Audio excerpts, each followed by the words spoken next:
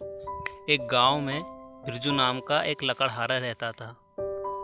वह रोज जंगल में जाकर लकड़ियाँ काटता और उन्हें बाजार में बेचकर अपना गुजारा करता था। एक दिन बिरजू रोज की तरह लकड़ी काटने के लिए जंगल में गया हुआ था, लेकिन उस दिन उसे लकड़ियाँ काटते काटते शाम हो जाती है। अपने सामने एक बरगद के पेड़ को देखकर बिरजू बोलता है, आज तो बहुत शाम हो गई है। ऐसा करता हूँ, इस बरगद के पेड़ को काट लेता हूँ, फिर घर चला जाऊँगा। यह सोचकर बिरजू उस बरगद के पेड़ के पास जाता है और वह जैसे ही बरगद के पेड़ में एक कुल्हाड़ी की मारता है, अचानक बहुत तेज हवा चलने लगती है। यह देखकर बिरजू डर जाता है और बोलता है, अरे ये अचानक इतनी तेज हवा कैसे चलने लगी? अभी तो हवा बिल्कुल शांत थी, कहीं आंधी तूफान तो नहीं आने वाला? कुछ ही देरों में उस हवा के साथ बिरजू को कुछ अजीबोगरीब आवाज़ें आने लगती है। यह देखकर बिरजू बहुत डर जाता है और वह घर भागने के लिए जैसे ही पीछे मुड़ता है तो वह देखता है कि एक लाल कपड़े में बहुत डरावने मुंह वाली, काले पैर और काले हाथों वाली एक चुड़ैल उसके पीछे खड़ी है। चुड़ैल को देखकर बिरजू बहुत घबरा जाता है और उस चुड़ैल से बोलता है, कौन हो तुम? यहाँ क्या कर रही हो? तब चुड़ैल बोलती है, मैं चुड़ैल हूँ। मैं बहुत दिनों से इस बरगद के पेड़ में बंद थी। आज तुमने इस बरगद के पेड़ में कुल्हाड़ी मारकर मुझे आज़ाद किया है। मैं बहुत दिनों से भूखी हूँ। आज बहुत दिनों बाद मेरी भूख मिटेगी। आज मैं तुम्हें खाकर अपनी भूख मिटाऊंगी।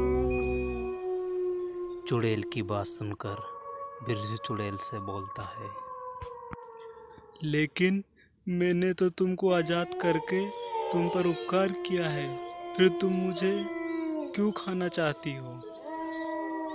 बिरजू की बात सुनकर चुड़ैल बिरजू से बोलती है, मैं एक चुड़ैल हूँ और चुड़ैल किसी का उपकार नहीं मानती। अगर मैंने तुम्हें छोड़ दिया तो मेरी भूख कैसे मिटेगी?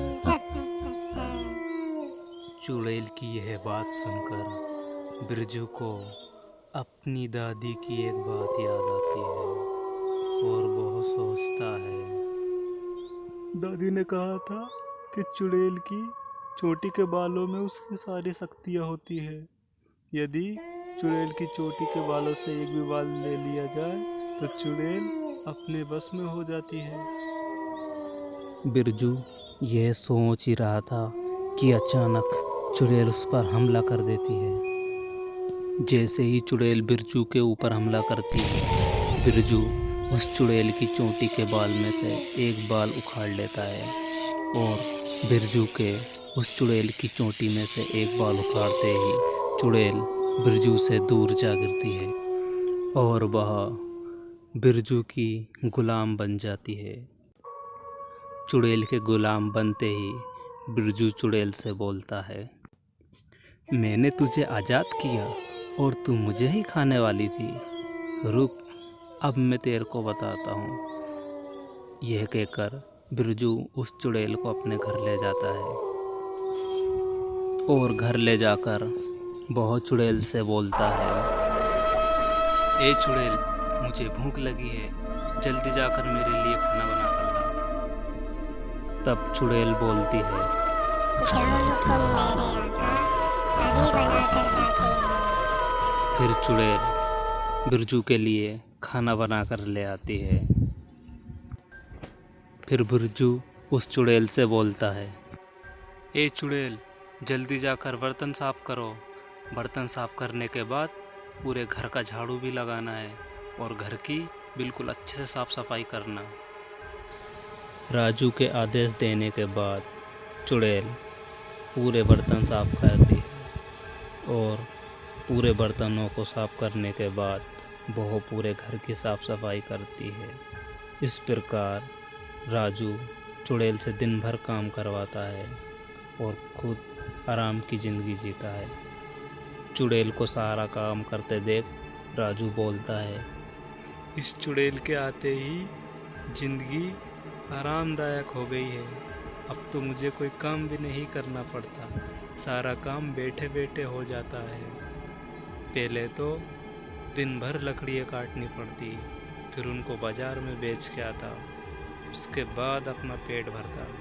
लेकिन अब तो चुड़ैल को बस आदेश देने की ज़रूरत है, सारा काम वह खुद कर देती है। इस प्रकार चुड़ैल के आते ही बिरजू की पूरी ज़िंदगी आराम से गुजरने लगती है। अब उसे कोई दिक्कत नहीं थी। अब उसका जो भी खाने को मन होता वो चुड़ैल को बस आदेश देता और चुड़ैल अपनी शक्तियों से उसे कुछ ही मिनटों में बनाकर ले आती।